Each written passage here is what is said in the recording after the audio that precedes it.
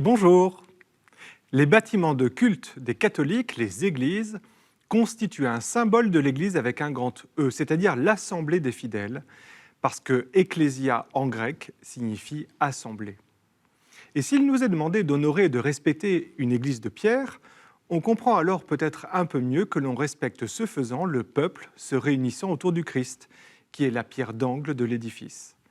Car l'Église est en effet la maison de prière où il est donné d'accueillir le baptême qui fait entrer dans la vie chrétienne, de célébrer la messe qui façonne le corps du Christ, de se recueillir devant le tabernacle où réside le Fils de Dieu et de vivre bien d'autres sacrements encore.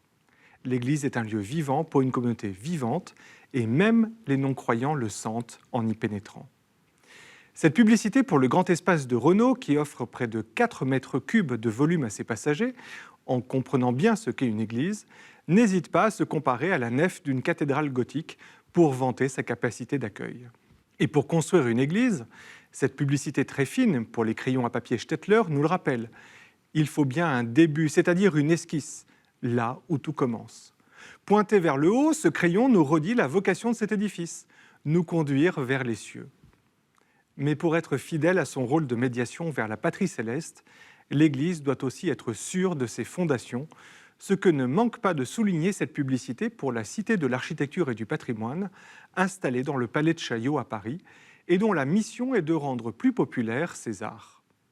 Elle se ferait un plaisir de soulever l'Église pour en saisir les soubassements, comme elle le fait de cette chapelle pour une affiche récente.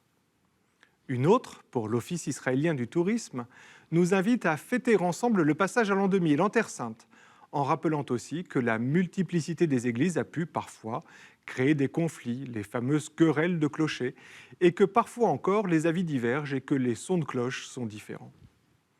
Mais la vocation d'une église, qu'elle soit de pierre ou même de l'église avec un grand E, est bien de favoriser la paix entre les hommes, afin que tous aient accès à la connaissance de Dieu et puissent vivre de sa vie.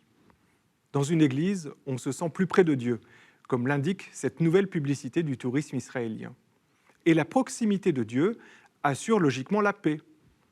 On voudrait tant que cette cité, appelée 3 fois sainte parce qu'elle renferme les lieux les plus sacrés des religions juives et chrétiennes, et le 3e lieu saint de l'islam, tienne enfin la promesse de son nom.